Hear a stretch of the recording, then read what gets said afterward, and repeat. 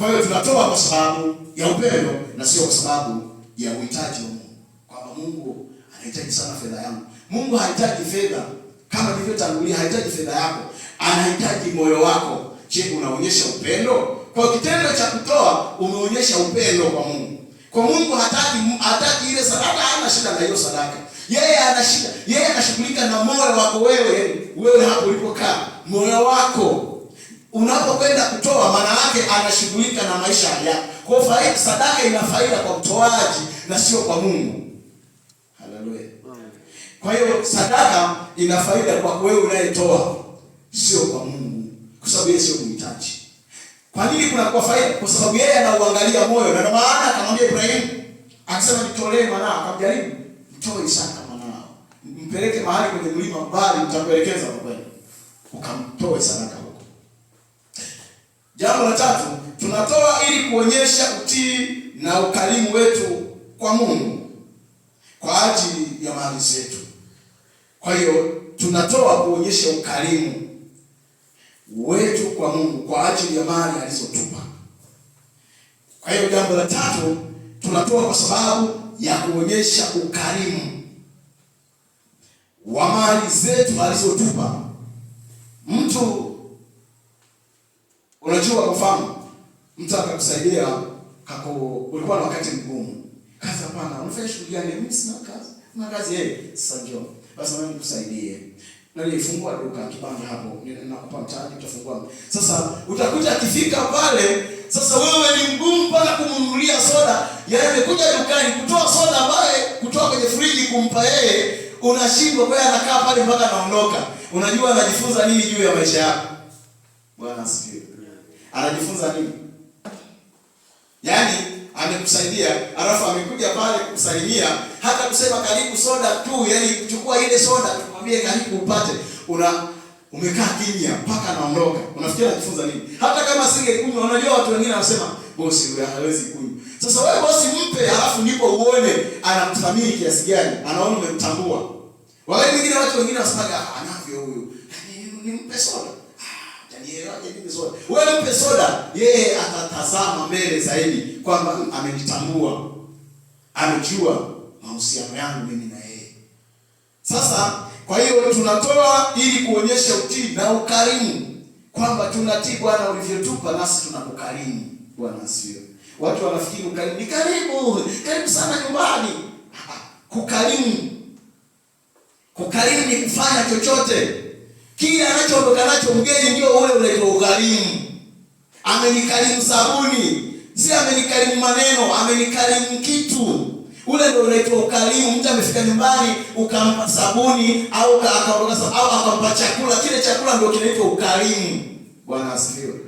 Kwa hiyo tunatoa sadaka kuonyesha ukarimu kwa Mungu na utii wa vile alivyotupa, kwa sababu mali, katika Matendo 17:25 anasema vyote yeye ndiye anayetupa, hana uhitaji isipokuwa. Kwa hiyo tunatoa ili kuonyesha ukarimu wetu kwa Mungu, kwamba Bwana ulivyotupa nasi tunavitoa. Hebu naomba mmoja anaweza kanisomea kitabu cha Mwanzo 22 mstari wa 3 mpaka wa 8. Mstari wa 3, maana tulishia wa 2. Wa 3 mpaka wa 8 anasema, Ibrahimu akaondoka alfajiri, akatandika punda wake, akachukua vijana wawili pamoja naye na Isaka mwanae, akachanja kuni kwa ajili ya hiyo sadaka ya kuteketezwa. Akaondoka akaenda mpaka mahali alipoambiwa na Mungu. Siku ya 3 Ibrahimu akainua macho yake, akapaona mahali pakali mbali. Ibrahimu akawaambia vijana wake, kaeni ninyi hapa pamoja na punda, na mimi na kijana tunakwenda kule tukaabudu, na hapo warudieni tena. Basi Ibrahimu akazitoa kuni za hiyo sadaka, akamtwika Isaka mwanae, akatoa moto na kisu mkononi mwake, wakaenda wote wawili pamoja. Isaka akasema na Ibrahimu, baba ya Ibrahimu baba yake, akinena, baba wangu. Naye akasema, mimi hapa mwanangu. Akasema, tazama moto upo, kuni zipo, lakini yuko wapi mwana-kondoo kwa sadaka ya kuteketezwa? Mstari wa 8. Ibrahimu akasema, Mungu atajipatia mwana-kondoo kwa hiyo sadaka mwanangu. Nukta. Kwa hiyo sadaka mwanangu. basi wakaenda wote wawili pamoja. Bwana asifiwe. Hichi alichokifanya Ibrahimu kilikuwa ni utii na ukarimu kwa Mungu kwa ajili ya kile alichompa Mungu. Ibrahimu alitumia utiifu kwenda, kwa sababu Mungu alimwambia atoe, akatii, akaenda akatoa. Bwana asifiwe. Kwa kitendo cha kuondoka kwenda mahali Mungu amemwambia, akaenda akatoa, huo ulikuwa ni nini? Ni utii na ni ukarimu kwa kile Mungu amempa. Amempa mtoto mmoja tu, alafu anatakiwa mkarimu huyo mmoja, aonyeshe ukarimu wake kwa Mungu. Hebu angalia jinsi Mungu anakuwa na shida na mioyo yetu na sio zile sadaka tunazotoa. Unajua, tungejua sadaka Mungu sio ndiye ana shida nazo, ana shida na moyo wa mtoaji, anaonyesha ukarimu. Kwa hiyo Mungu aangalie umetoa 500 wakati kipato chako ni zaidi ya hicho. Umepata zaidi, ndio maana katika kitabu kingine anasema kwa kadri ya kufanikiwa. Umefanikiwa zaidi, anaangalia moyo wa mtoaji, sio kwa sababu umekuja kuleta sadaka. No, Mungu aangalie kwa sababu umepita mbele umeweka sadaka. Anaangalia ulichotoa na ukarimu wako unaendana na ulivyo navyo. Ndivyo ilivyo. Unastahili kutoa 200 kulingana na ulicho nacho. Kama ndicho ulicho nacho kwa Mungu ni sahihi kabisa, hata kama ni 100. Kwa hiyo Mungu tunaita anaangalia moyo wa mtoaji, sio ile sadaka unayokwenda kutoa. Kwa Mungu ashughulike na sadaka. Ndio maana hapa Ibrahimu Isaka anaanza kusema, baba, moto upo, visu vipo, kuni zipo, yuko wapi mwanakondoo? Akasema, mwanangu, Mungu atajitwalia mwanakondoo sadaka mwanangu. Akaendelea na safari. Kwa hiyo Ibrahimu hakumzuilia Mungu kwa sababu alijua yeye ndiye aliyelipa, sikuwa naye huyu mtoto. Bwana asifiwe. Na wewe ulicho nacho, Biblia inasema katika Matendo 17:25 inasema kwamba vyote yeye ndiye ametupa uhai. Kwanza pale anasema uhai na pumzi ametupa yeye, na vyote tulivyo navyo. Una watoto, Mungu amekupa. Una nyumba, Mungu amekupa. Una chochote, una fedha mle ndani, una chakula, una chochote. Mungu asingeachilia mvua tusingekuwa na chakula. Kwa hiyo Mungu anatupa, viwepo visiwepo. Bwana asifiwe. Kwa hiyo Ibrahimu hakumzuilia mwanae, alitii.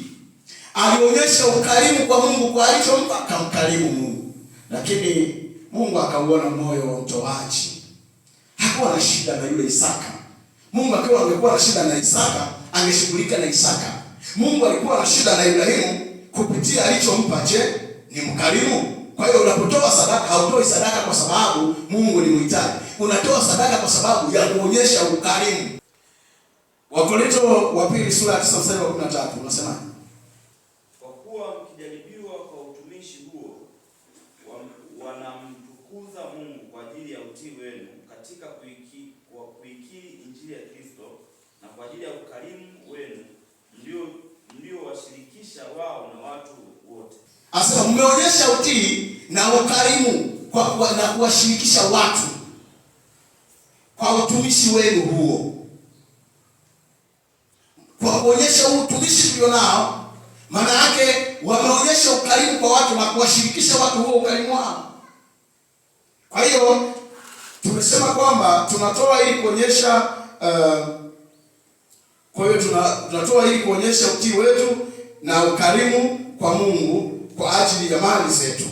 Kwa hiyo katika Mwanzo 22 tukisoma mstari wa 18 anasema hivi, mstari wa 18 tutasoma, unasema, na katika uzao wako mataifa yote ya dunia watajibarikia kwa sababu umetii sauti yangu.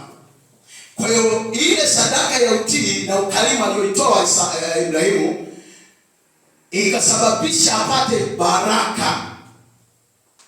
Kwa sababu amesema, kwa sababu umenitii na kumuonyeshia ukarimu na heshima kwa Mungu ukafanya, basi mataifa wote watajibarikia, watapata baraka, yani kupitia wewe. Kwa hiyo sasa alimbarikia watoto kwa sababu yeye alitoa. Hakuna aliyenielewa. Alibarikiwa mtoto kwa sababu watoto, alisema mataifa wote watabarikiwa. Utakuwa na watoto wengi kwa sababu yeye alitoa mtoto, alibarikiwa watoto. Ukitoa kwenye shida sana.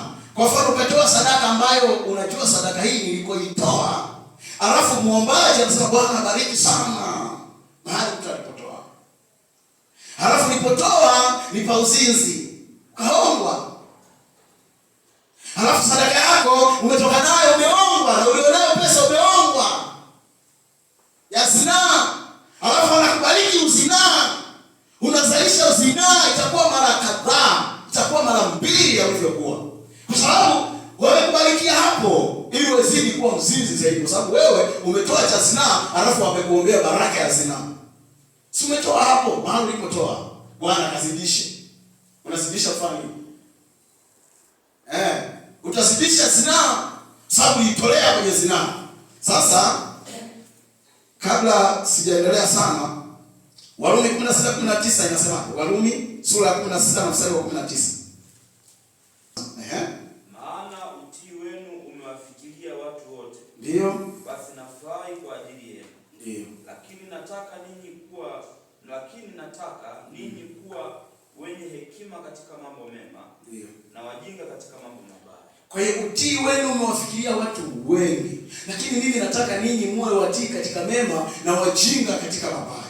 Sasa watu wengi kuwa wajinga kwenye mabaya na hawajawahi kubali. Ananitukana nimwache. Sasa wasikuwa mjinga katika mambo mabaya. Biblia inasema muwe wajinga katika mambo mabaya, afu wenye hekima katika mambo mema. Yanapotokea mema huko haraka sana. Kuna shida nyumbani, kuna msiba kwa majirani, huko haraka unashughulika. Alafu ikifika wakati wa vikao vyao haupo. Inapotokea matatizo yanayotaka ushirika upo. Wanapotaka mzunguko, wanapokutana kwenye makundi yao wewe haupo. Kwa nini? Kwa sababu una hekima katika mema, lakini ni mjinga katika maovu. Hapo natoka. Jambo la 4. Kutoa, tunatoa ili kuonyesha heshima yetu kwa Mungu kwa ajili ya mali zetu. Heshima. Katika Mithali sura ya 3 mstari wa 9 nasema mheshimu Bwana kwa mali zako. Naomba nisomee Mithali sura ya 3 mstari wa 9. Tunatoa ili kuonyesha heshima yetu kwa Mungu kwa ajili ya mali zetu. Heshima. Tunamheshimu Mungu kwa mali. Kwa njia ya mali zetu tunamheshimu Mungu. Ndio maana tunatoa. Si kwa sababu Mungu ni mhitaji, kwa sababu ni heshima yetu kwa Mungu. Nisomee. Mheshimu Bwana kwa mali yako. Ndio. Na kwa malimbuko ya mazao yako yote. Ndio, hata mazao ulionayo sasa mheshimu Mungu kwa mali yako. Kwa hiyo tunaonyesha heshima kwa mali aliyotupa Bwana. Jambo la 5. Tunatoa ili kuthibitisha na kutambua uwepo wa Mungu mahali tunapoabudu. Mahali tunatoa ili kutambua uwepo wa Mungu mahali tunapofanya nini? Tunapoabudu. Kwamba Mungu yupo. Huwezi kutoa mahali ambapo hapana Mungu. Na ndio maana hata watu wote wanapokwenda kuabudu mahali popote wanaenda kutoa pale, ili watambue kwamba kile wanachokiabudu kipo mahali pale. Huwezi ukaabudu bila kutoa ukasema kwamba umetambua kile kitu. Hebu unaona Kumbukumbu 12 mstari wa 11. Maana nisomea hapo. Kumbukumbu 12 mstari wa 11. Wakati huo itakuwa kwamba mahali pale atakapopachagua Bwana ndio Mungu wetu alikalishe jina lako. Ndio. Hapo ndipo mtakapoleta kila kitu ninacho waamuru. Asema atakapopachagua Bwana mahali hapo ndipo mtakapotoa na kuleta kila kitu alichokiamuru. Kwa hiyo kumbe, kwa sababu mmetambua mahali hapa Bwana amepachagua ni mahali pa Bwana, kwa ndio maana na Bwana yuko mahali hapo alipopachagua yeye, ndio maana tunatoa. Hebu nisomee Mathayo 18:20. Kwa nini sisi yuko hapa tulipo sisi tunamtolea Mungu yuko 18:20. Kwa kuwa walipo 2 au 3 wamekusanyika kwa jina langu nami nipo papo hapo katikati yao. Yeye tulipo sisi 2 au 3 na sisi sote tulipokusanyika hapa, maana yake Mungu anasema na mimi nipo papo hapo mahali walipo na yeye yuko hapo. Kwa hiyo kumbe tunatoa kwa sababu tunajua Mungu yuko tunayemtolea. Hatari ni pale tunapokwenda kuhitaji tunachompa Mungu. Alafu sisi tuliweka nia kitu fulani. Bwana nifanikishe jambo fulani na kuwekea sadaka. Alafu unaenda kusema, jamani tunataka kujenga. Sadaka iko shilingi ngapi? Hasa ulimpa nani? Sadaka umeweka sadaka sio mchango wa kikundi cha kuendeshea maisha. Sadaka sio kikundi cha kweli, sio kama mchango wa kukusanya ili kuendeshea jambo fulani. Sadaka ni nia ya watu, ni kwa sababu tumejua kama mchango, na ndio maana tunapenda kuuliza. Lakini sadaka ni imebeba mahitaji ya watu kwa Mungu, kwa hiyo ipo kwa ajili ya Mungu. Kwa hiyo mtu hatuwezi kuipangia budget kana kwamba ni mchango tunaochanga kwa ajili ya kuendeshea vitu fulani. Ingekuwa hivyo tungekuwa tunachangaga tu michango ya kawaida. Tatizo ni kujua tofauti ya sadaka na mchango. Mchango ndio tunauliza iko shilingi ngapi mchango tuliochanga. Lakini sadaka imebeba nia za watu, imebeba manuizo, imebeba yale matumaini kwamba nakutolea Bwana, lakini nina mahali nina shida. Wengine wameleta sadaka kwa sababu ya watoto, wasema Bwana, naomba sadaka yangu hii iwe sababu ya mtoto wangu kupona mahali alipo hapa. Sijui kwa nini anafanya hivi. Naomba ukombozi wako. Lakini Yesu alitoa sadaka kwa ajili ya maisha yetu. Kwa hiyo kwa sababu Yesu ni sadaka ya maisha yetu, kwa hiyo lazima tujue kwamba na sisi lazima tumtolee yeye. Kwa hiyo tunapokusanyika, Mungu yuko mahali hapo. Hapo vitabu vingi, lakini kwa hiyo pia tunatoa ili kufungua milango ya baraka kwetu. Katika Mwanzo 22 mstari wa 15 mpaka 17 unasema hivi, 15 mpaka 17. Malaika wa Bwana wakamuita Ibrahimu mara ya pili kutoka mbinguni, akasema, nimeapa kwa nafsi yangu, asema Bwana, kwa kuwa umetenda neno hili, wala hukunizuilia mwanao tena wa pekee. Katika kukubariki nitakubariki, na katika kukuzidisha nitakuzidisha uzao wako kama nyota mbinguni. Bwana asifiwe. Alimwambia nitakuzidisha uzao wako kama nyota za mbinguni.